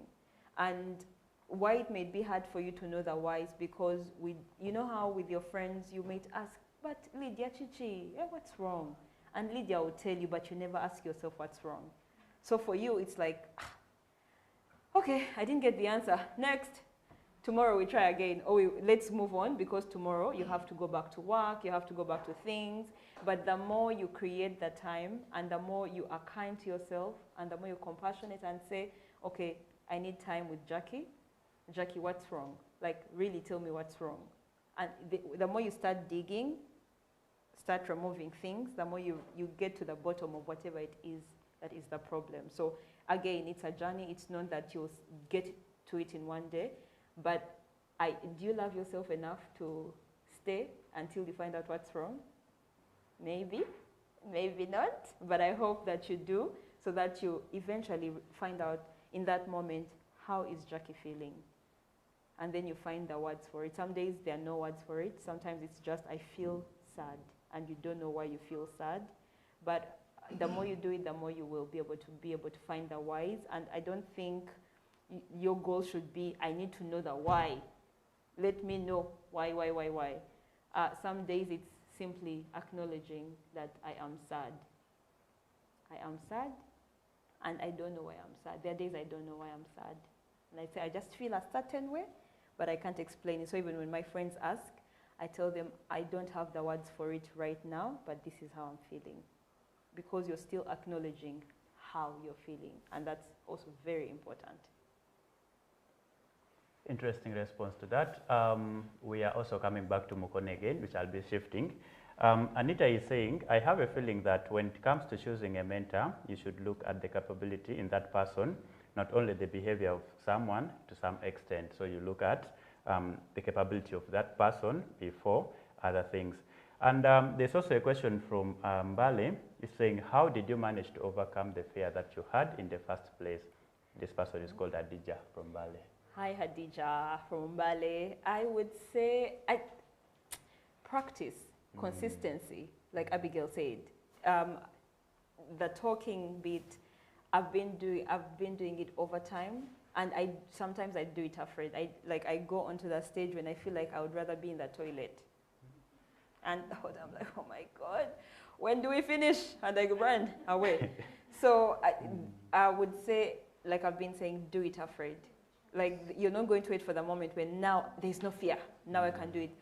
If people have that moment, good for them. But me, there are days when I have to do things afraid. Even when, okay, for Annette, this I was like, I'm excited to be in that space. But also because it's a new space, I was feeling a certain way about it. But I was like, I'm going to do it. I'm going to commit to doing it. And I'm glad that I did. So I would say, Hadija, it's really you choosing every day to do things afraid. You're fearing, but you're like, let me move one step. Yeah, let me move one step further. Even the next day, let me move. Eventually, it becomes a part of you that you stop second guessing yourself. You stop fearing, and you're like, okay, I think now you're excited to do it. Now I'm excited to talk. I may fear, but I'm still excited to do it. Sure. So also, this one is saying, Russell talked about identifying your potential. I would like to know, how do I do? I would like to know, how do I identify my potential? I think you have talked about this somewhere in your presentation, but still someone needs more clarification. Yes. So pick it from there straight and you say, how can this person identify their potential? Yeah. One of the things I emphasized was, first of all, you as a person identify what your strength or what your potential is. What is that thing that you're good at? What's that thing that comes easy for you? If you're not able to do that, then ask either your immediate family, because our family members always know, or ask friends. My sister, there are things that my sister will tell me I can't do, that when other people tell me I can't, I'll be like, you're lying. My sister said I can do it, because she knows me so well, so I know she wouldn't lie to me. And then there are also things that I know my sister can do that I always, my sister is a mother of two, and she's a very good mother, very good mother. I don't think if I had children I would be that good, but I wouldn't know. But for her, it's something that I identified about her, that she's such a good mother. She's so caring with her children, and I always affirm her and tell her, you know what, you're a very good mother. Your children are so lucky to have you as a mother. So ask yourself, if you can't identify those, the list of potential that you may have, ask people around you. They'll be able to identify things, at least 5. And I would say ask like 5 different people. At least each one of them will point out 1 or 2 things that you're good at, and start from there to now develop those things, to grow them really well, and you'll be on a good journey. And also, to everyone who is here in Mukono, Mbale, and Pakwach, when it comes to identifying your potential, and just like she said, you need to do what you call a SWOT analysis, the strengths, weaknesses, opportunities, and the threats. And then you might also want to get to know what are some of the tools that you can use to identify your strengths. I would advise, if you can have time and come back, or if you don't have that time, we will share for those who are on the platforms what you call a Johari window that you can use to seek feedback from other people. There are some things within you that you don't know, but someone can best tell it out in you. And that is when you can pick up and you begin from there. We also have some questions coming from Balis. This is from Pakwach. Fortunate again is saying, how are you going to help those that are gifted differently from their communities? How can they help those that are gifted differently from their communities? I think that seems to be on a question on a broader scale that I cannot do as an individual. But again, I would say for Fortunate, reach out to the people at Vijana, your hub, and I think they're best suited to help you with this question at a broader perspective. But I would also say that to be very mindful of the fact that people are gifted differently. I think one of the things that I learned early on when I left university was that as much I know I'm a sharp person. I know I'm good at the things that I'm good at, but I also met people who are good at things I wasn't good at. And I had to take a step back and realize that, oh, so there are other people who are good at things that I'm not good at. So also recognizing that there are people who are differently gifted from you, and appreciating that and not making it a competition that, oh, okay, so you think you're better than me. but understanding that you're good at that and we can all work together to achieve whatever it is that we're trying to achieve. Yeah, so perspective, I would say. Perspective, always have that at the back of your mind and don't try to compete with people, but instead work together with everyone who is differently gifted. Don't compete, work together. That's the key point. Calvin from Bale is saying, in case of a scenario where I feel I have done self-discovery and I've realized I have the strength, but other people have a different image of me, how do I go about this? Well, that always happens. True. It always happens. Yeah, they're always there. Like I said, it's important to be very self-aware, which Calvin seems to be at, where you know you're good at ABCD, but other people are telling you otherwise. And I gave an example where I said that if you realize that people are saying otherwise, then find out why. They could be saying otherwise. You might realize maybe, yeah, they're jealous. But also it could be that maybe you need to improve. Yeah, you need to improve somewhere. But also it could be that you just need to stand your ground and say, I am good at this, regardless of what anyone says. I remember when I started doing the public speaking, I was the first person to tell myself I was terrible. Like, it took me a long time to get to a place where I was like, I think now I got it. For the longest time, I knew I was terrible. I would criticize myself and say I am doing badly. Why was I over-talking? Why was I moving my hands? Like, why are you moving your hands? Why? So when I learned that I was my worst enemy, then I had to learn the positive self-talk, where now, as much as people were affirming me, I had to say, what do people see that I don't see? Then I had to learn to start seeing myself in a different way. So for Calvin, I would say, find out the why everyone is saying what they're saying, but also remain in your stand. I'm good at this, but seek to improve and get better and better. Not to prove to people that you're good, but to prove to yourself, or to just really better yourself that you're good at what it is that you're good at. Yeah. Can we pick one from Mukono again? Yes, Daniel Komboni. For that has been answered. We have Daniel Komboni here. Yes, thank you very much. I don't think it's a question, it's like a scenario. Okay. A lot of people cover up failure and being mediocre with the word, I'm still on a journey to self-discovery. How would you advise someone who's contemplating that? Then my second question is, I've seen a lot of mentors of whom I also admire. Yeah.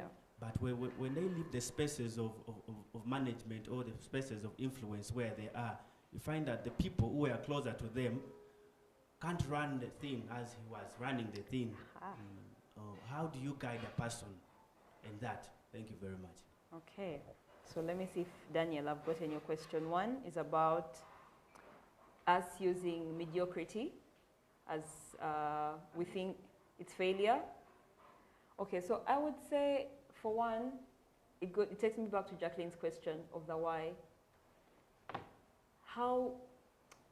Because all of us have different goals, right? And we saw in the room, Lydia wants to save money for something. We have him who is saving for a forest. Then we have him who is saving to go to Canada, right? Different goals, different people. I don't want any of those things. Okay, I'm saving also. But I don't know, we're not saving for the same thing, right? So I would say that at the end of the day, it goes back to you as a person. I don't like mediocrity. I absolutely hate mediocrity. I feel like if you're going to do something, give it your best, give it your 100%, and don't settle for mediocrity. So it also goes back to you as a person. What do you want? And our good is not the same as another person's good. My good may be 100%, your good may be 60%, right? But so from your question, I'm guessing that for you, you don't like mediocrity and you don't like that people misuse it as, oh, I'm on a journey and whatnot. Well, they're on a journey. They're still on a journey. But that should not be an excuse. Every time, if there's a moment for you to better yourself, you should take it. If it means being here in this space, getting a book to read from the library, do it. If it means engaging with the people here, engage with them. but that is a very personal decision because, again, no one can commit to what you commit to. No one can commit to your dreams, no one can commit to your goals. So I would then say to you, how badly do you want something? And that should push you to not settle for mediocrity. The second question, leadership. It's a question on leadership. How, say if I'm running a thing, when I leave, it falls apart. Yeah? The recent program, mentorship space I've been in, that's one of the topics that they talk about, legacy. What you're asking is legacy. So I would say at the end of the day is you need to have that mind that I'm building something, but I need to build it with people. Don't move alone. Move with people. Teach them how to do what you're doing. Because if you don't teach people to do what you're doing, when you leave, it's going to fall apart because no one knows how to do it. So I'll give an example. When we're growing up in Hoima district, where my grandmother's home is, when we were growing up there were so many. I come from an extended family, and there were so many things that we had. Because it's a big family, that means when you're cooking food, it's for a lot of people. When you're washing clothes, it's for a lot of people. So everyone was taught how to do things. But imagine they hadn't taught us. Meaning, if the day the firstborn is doing it and they fall sick, meaning the entire household falls sick because we can't wash, we can't mop, we can't cook, we can't do anything. But my grandmother ensured that we all learned how to do things. So we all know how to cook, we all know how to wash. Whether you like it or not, that's a different story. The point was you have to know how to do it.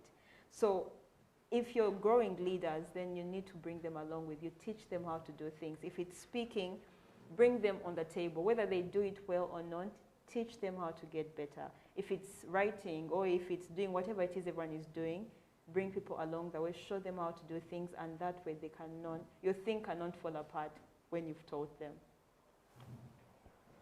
Interesting. One last question from Mukono.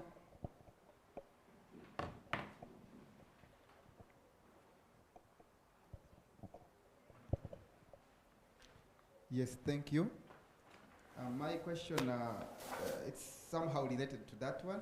Okay. So for me, I'm just asking what could be done physical on the ground to help out those youngsters to identify their talents.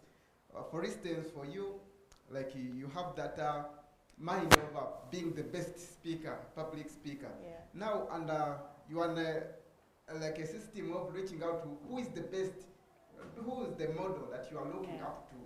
Now, my question is, at your level where you are, how have you been physically able on the ground to help out those, being the model of those one behind you or those one who are downtrodden, but they have that dream to become also the speakers of maybe the time or the future. So what is your, like... My practical steps. Yes, your practical steps on the ground. Because there is, I should say, a tendency, not even a tendency, it is a syndrome, here maybe in Uganda, perhaps the Africa, that you should look at someone up always, but there is no encouragement for you to help people behind you. Yeah. So how have you been able to address such kind of thing? Okay, please tell me your name again so I address you. Your name? My name is Sentam Anton. Sentam. So I'll give an example. What Vijana has done today, bringing me here in your space. I could have said no. I could have said I don't want to be here.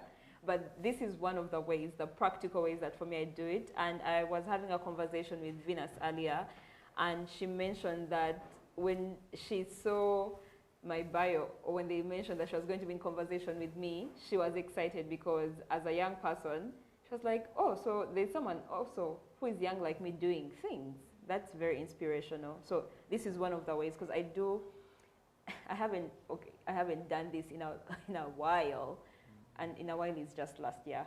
Andrew has reminded me of that it's not a long time, but yeah, I last had a talk in July, but I'm always open to doing more of these talks because I know what they have done for me. Every time when I was younger at that level, I wanted to see people like myself doing things. And of course, there are people outside the country, but I wanted to see Ugandans. And I remember when I would meet, say, and for me it was more of a woman. When I would meet a woman doing something like this, I would be so excited. I would be like, if they can do it, I can do it. So being in those spaces, but also I'm very cautious and very intentional.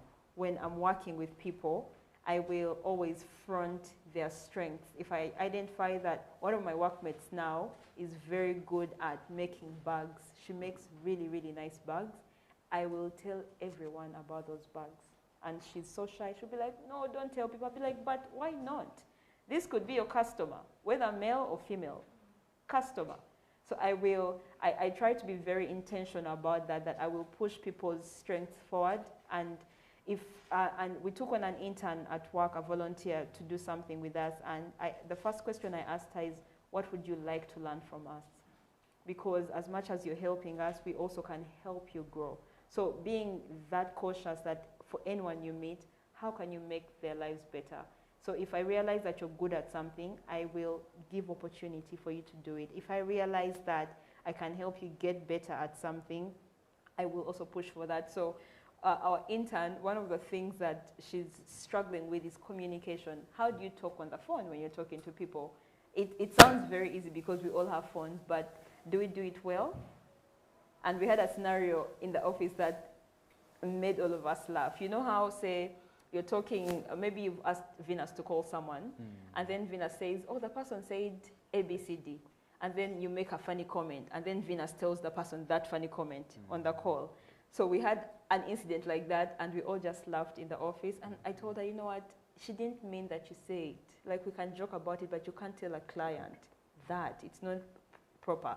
So also using every moment as a learning moment for yourself, but also for the people that are around you. Right now, I may not be able to like start an organization and help the youngsters, but I'm trying to do the practical things in the spaces that I'm in at the moment. So I would say use every moment as a learning moment. Yeah. Then I have one more last question. Okay. You talked of commit yourself, actually commitment. Yes. And you also talked of being kind to yourself. And it was like disturbing me in my mind. Because commitment, to a simple definition, according to me, it's like being able at least to hold on the goal or the situation, regardless of the waves or disturbance or discouragement that are coming your way. Yes. And kindness is something like, if things are becoming tough, please give yourself time. Please let it go. Wait for another chance. Now, I would like you to elaborate more on commitment versus being kind to yourself, because it may be misleading somehow, because someone may give an excuse because of is just being kind to himself or herself, and in the due course is actually killing the commitment that that person is having. For instance, myself, there is one friend of mine who was telling me to present an article to be put in a leadership magazine. So I was just giving myself excuses, and in the due course I missed out the chance for 2 months to be posted in that magazine. So how would you address this to the youngsters? Okay, I would say two things. Commitment is you, like you said, choosing to stay on course, whether waves come or not. You stay on course, regardless, because we know hardships are going to come. Difficult times will be there. You will lose a parent, and you still have to wake up, and life has to go on. You lose, I don't know, a good friend, you lose a job, you lose money, but you have to wake up the next day and still continue with life. And I find that to be one of the hardest things about life, that you have to wake up every day and continue moving. Like, when does it stop?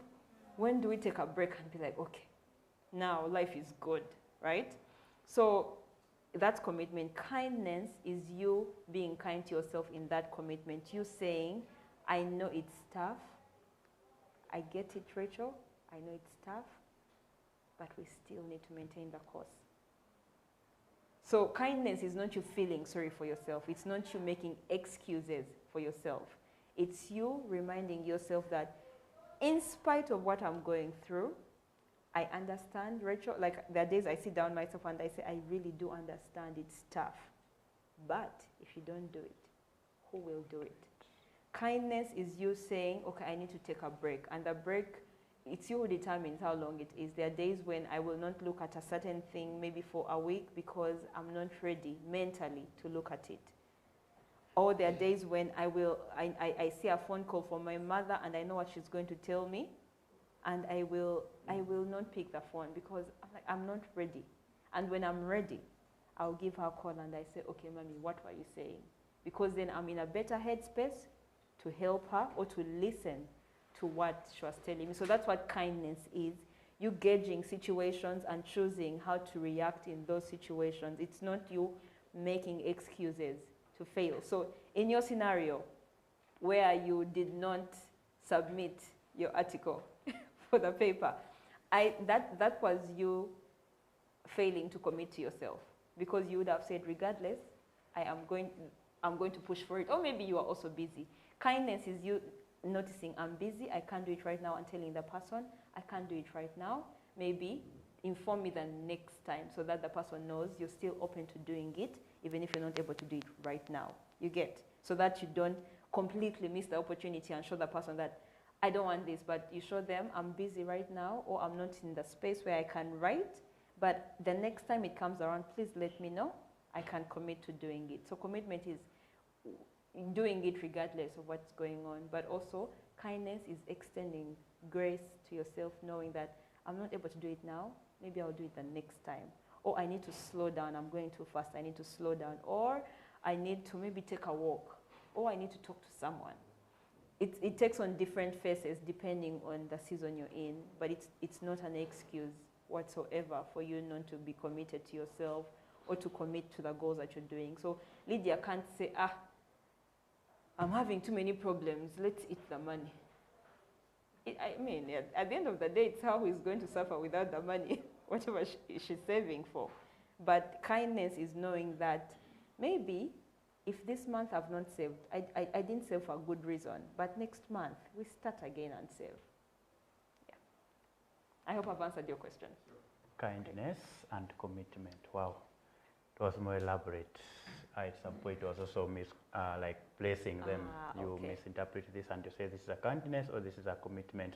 Yeah. That's it from Mukono. And we also have, this could be our 3 last questions. The first one from Mbale. This is Agatha from Mbale, who is saying, can anyone be a mentor? And how can an individual acquire a mentorship skill? Wow, can anyone be a mentor? I guess with the right, you remember we talked about techniques, that every field or every career path has a technique to it. So if you want to get into mentorship, I would say identify a mentor first, go through mentoring spaces, and I guess you're on your way to being a mentor, because these days people qualify, they get certificates for whatnot that they do. But yeah, I think everyone is able to be a mentor, but like Vina said, just be very cautious. You don't want to end up being thrown into things you don't understand, but I think there is room for all of us really to be mentors, but I would advise that get into the mentorship space before you decide to take it on, because then you understand how it works, and when you have people in your space that you want to mentor, you know how to work with them in that way. So I hope I've answered also, that person. To that, what creates the difference between someone being a mentor and someone being a teacher? So with a teacher, they have, in school, our teachers, they were giving us information, and some of them, I think they really didn't like teaching, but it's that's what they studied in school. So yeah, let's do that. But I feel like when it comes to mentoring, you want to lift other people up, because mentoring has that aspect of empowerment where I don't want to leave you the same way I found you. So I want to take you along on a journey to help you get better. So, and with mentorship, it's not just in science. It can cut across all fields. It doesn't have to be math, like our teachers in school who they specialize in subjects. With mentorship, it can be all round, maybe, but some people get mentors for finances because they're financial mentors. Someone says, my finances, I'm doing badly, so I need someone who understands finances to teach me how to get better. But then there are those who are all round where you come at them with everything. I'm going through this relationship, what do you think? And they just help you navigate that dynamic. Or maybe it's just work, I don't know how to deal with this situation, and they'll help you navigate that. So I would say those are the differences, where teaching can be specialized, mentorship can be all round, everything, but also their specialities still in that field as well. Okay. So the last one from Bali is from Derek. Derek is saying, what are the steps one can take while choosing accountability partner? Well, what are the steps? First of all, you should like the person, right? You should like the person, I would say, but also you should respect the person, so that if say you choose Defender as your accountability partner, when Defender speaks to you, do you respect his decision? Do you listen to him? Or you be like, Defender is lying. So there should be some form of respect that I know Defender, and I know when he tells me something, he's not lying to me. Yeah? So respect, but there should be some form of liking of the person, because how many of us work with people we don't like? See? So there should be an aspect of I like this person, so that when they talk to you, you're not even annoyed at them. But also, I feel like respect carries so much in there. It should be someone you respect, someone who you most likely, you respect their decision, but you respect their views.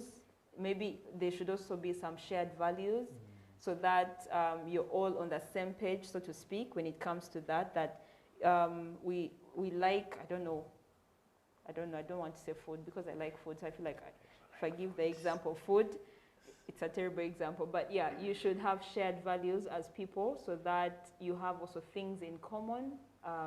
You should also, I feel like I'm going to go back to respect, but it should be someone you really respect, and respect, because respect is a broad thing and it carries all the other things. Someone who you're able to listen to. When they say that, Ruth, you did this, Ruth, you didn't achieve your goals, then you don't get annoyed and say, sure, how can you tell me? Yeah? Me, I have my plans. But someone who you say, you know what, I didn't because of A, B, C, D, E, F, G. Someone you can also be vulnerable with. Vulnerable, I mean someone you can open up to and say, I didn't achieve the goals because maybe I ate the money. Or I simply put the money in, I don't know, I bought things I shouldn't have bought. Someone you can trust, and you know that when you trust them, they're going to maintain the gift of trust.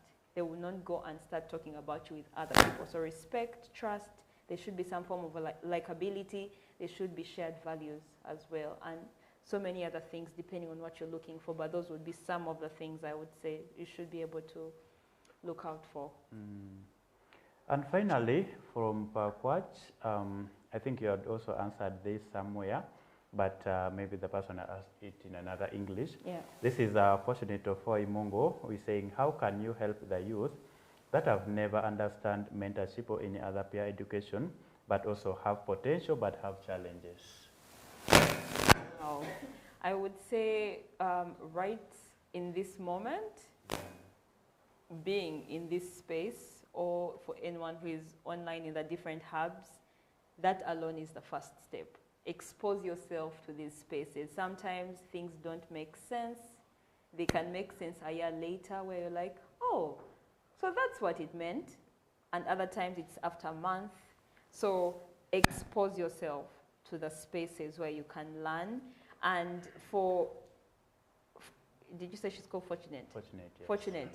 I would also say, keep encouraging your friends to come to the spaces, whether they understand it or not.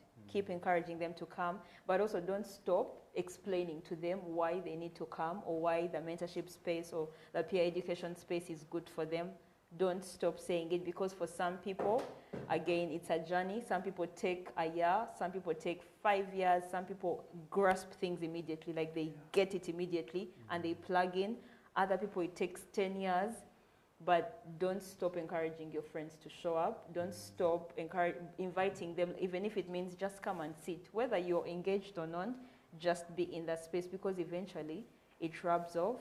And even if it doesn't, maybe it will not rub off in that space, it could be in a different space.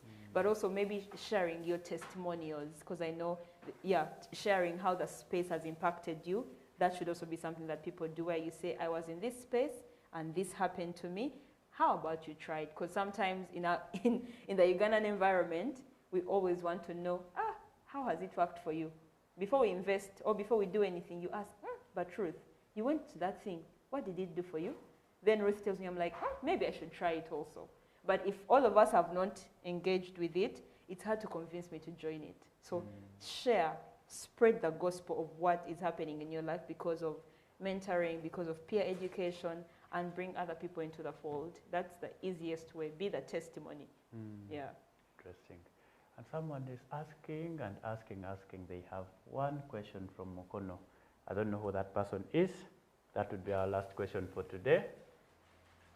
And now they are getting to do. Yes. I could humbly request to know the difference between a role model and a mentor. The difference between a role model and a mentor. Okay. So and maybe before you respond, let's also ask the last question and then we respond to them at once. Okay.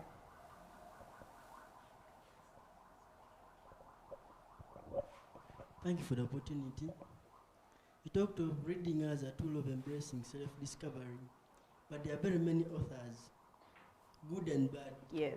Someone may spend his time reading wrong information, so how can we get to know the good books?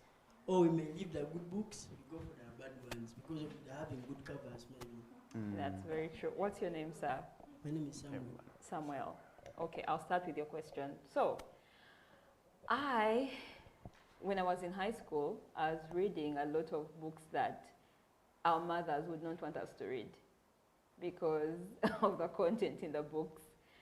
And that's what was available at that time. And I remember I went to a school library and I had read most of the books there, and now there were other books that were circulating that was like, because I was just so hungry to read, I was reading anything and everything.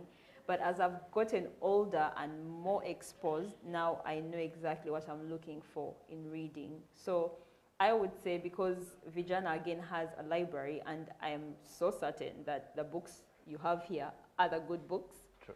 So, absolutely, they're the good books, Yeah, I would say start with their library, but also Google is your friend. If you can read up, usually they do what they call reviews, or people talk about books. So find out what are people saying about the book that you want to read, and gauge for yourself whether you want to read it or not. But also, it's not a must that every book you're reading you must finish. If you read a book and it does not agree with your values, let the book go. So again, let's start with your values. What are your values as Samuel? Identify those things, and usually your values are going to guide what you read, the people you interact with, the people you talk to, the things that you write, the music that you listen to. So identify your values, but be able to identify the values and let those values guide them along the way. That's what I've done over time. But also, I'm very curious. I want to know about so many other subjects. So I might read things that don't agree with my values, but I know why I'm reading them. I know exactly why I'm reading them and what I want to gain from them, because I wouldn't want to come to a conversation when I'm not prepared, even if it's a subject that I don't like. For the other gentleman on the question about the difference between role models and mentors, with mentors, they walk the journey with you. Beyonce is many people's role model. People like Beyonce, people like Shiba, people like the people we see on TV, Chameleon, but those are role models. Chameleon doesn't know your name. Shiba does not know your name. They don't know where you live. But a mentor, you interface with a mentor, and the mentor, you share with the mentor your life, so the mentor knows where you live. The mentor knows what you went through yesterday, and they can help you. The mentor knows when you've lost someone, and they can walk that journey with you. Also, depending on how vulnerable or how you've opened yourself up to the mentor. So for me, one of my mentors, Noeline, we are now very good friends, that when I'm counting people who are my good friends, she's on the list. because we've allowed each other that, I've allowed her into my life. I want her to know me that well. Because also a mentor can ask you what's going on in your life and you say, everything is fine. And they're like, okay, if that's what you say, then everything is fine. But for me, I've allowed myself to get vulnerable with her, to break down the walls and say, I'm struggling with this. I need you to help me. How do I overcome that? And she'll constantly check in. You mentioned this the last time. How are you dealing with it now? Or you said, maybe you're in a relationship. How is that going? So I've allowed her access into every area of my life. She can ask and I will not be annoyed. Yeah? But with role models, they don't know you. They don't know you, but you're like, so-and-so inspires me. I like how I've been listening to a podcast. There's a musician, I forget his name, in the US. I've been listening. He's into music, and so I listen to his podcast because they talk about music in a broad perspective, where there so many things I could learn on business and how to do things in the creative space. And I realized that he's a role model in some way, but he has no idea I'm in Uganda or I exist. But me, I know he exists because I listen to his work. So that's a role model, but for a mentor is my friend Noeline, who I've mentioned, because for her, then she knows me so well. She knows what food I like. She knows when my birthday is. It's so important. She has met my mother, so we've gotten to that place. She has met my mother. My mother knows her. I attend her. When she hosts events, I'll be able to go and support her because apart from her being my mentor and me watching her do things, she's also my friend. So it's twofold. I'm able to watch and support her in the same breath. Yeah. Interesting. So I don't know who I am to some people. Am I a mentor or I'm just a role model to some people? I think I belong somewhere in that case. And back to that of books, normally what I do personally is looking for people who love reading books. And then at most of my time, I do ask for them to recommend to me a book because they have gone through the books. They know what is in and they know whether it can help me or not. That is the best thing I normally do. So there are several books here on our shelves. They are in Bali and also there in Pakwach. You will go, they have very catchy titles, very good book covers. But when you open the first, second, third pages, you feel like, what is this? So just like you said, if the book is not resonating with you, just place the book and ask someone to recommend a book for you. That is it from Mbale, Pakwach, and Mukono, and we are giving it over to you for your final remarks for today's session. Oh, wow. Again, I will say thank you so much for hosting me. I've had so much fun. I love it when I talk because I really enjoy it, and I hope that you felt my energy because I am very happy right now. I'm very happy to be here. Thank you for having me. And for the people in Mbale, Pakwach, and here in Mukono, it's been an absolute pleasure talking to you about a topic that's close to my heart. So I would say go out, give yourself permission to be all that you want to be. Don't limit yourself. And remember, it's a journey, but be willing to take it. Every day is a new day for you to go on this journey, discover yourself, learn more about yourself, and also take yourself on a date. Yeah. Please take yourself on a date. Go on that date, take a walk, go to a nice restaurant, eat that food, buy yourself a nice dress, reward yourself, but whatever it is, go and discover who you are. Don't let other people do that for you. That's it for me. Thank you for having me. You're most welcome. And that is it from Russia, and we are not ending the conversation here. It is still continuing for guys in Mukono, Pakwach, and Bali. We have a platform for everyone. If you are not on that platform, please kindly ask the team, Yusuf and Anita, to add you onto that so we can keep the conversation going and this doesn't become our end of the discussion. We are still having a lot to do. You can ask for books and Yusuf can recommend to you, or Yusuf can call you to come to the library and read, or offer some support to you, the same with Anita or also us here in Mukono. And with the leadership talk, this is always every month. So this has been for the month of June, and we're expecting another one in the month of July. So if you are okay with that, you can also be part of that particular discussion. We'll keep the conversation going on the different platforms. However, from me to you, I'm also grateful for you guys. I'm grateful to Rachel.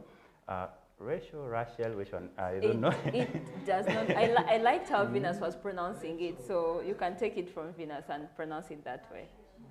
Yeah. Venus, you'll remind me after. I don't mind. I don't mind. But I'll call it the way I can. So I'm Whichever also way, grateful for sharing with us your Thank journey you for when it having comes to discovering who you are and the journeys you have gone through. Thank you. And yes, that is it from us for this particular session. Over to you back again in the studio for what next to do after this. Yeah, thank you.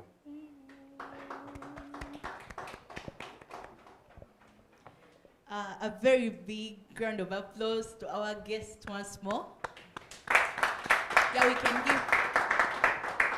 we can give them something more organized. Asante sana. Yongeza tena. Yeah, thank you very much, Rachel. Thank you very much, participants from Mukono, Mbale, Pakwach. It has been a very engaging session. Time has not been on our side. We still have very many questions to ask, but as Defender said, we can continue after the session. We are always available to answer questions. We are still in touch with Rachel, Rachel. Whichever way. Yes, you are still in touch with her, and your questions will be answered in due course. So feel free to approach anyone within here. And for the usual administrative procedures, you know the protocol, right? Yes. So just a simple request. We'll take a group photo. And a goodbye to everyone online. See you next month and have a blessed evening. Thank you. Thank you.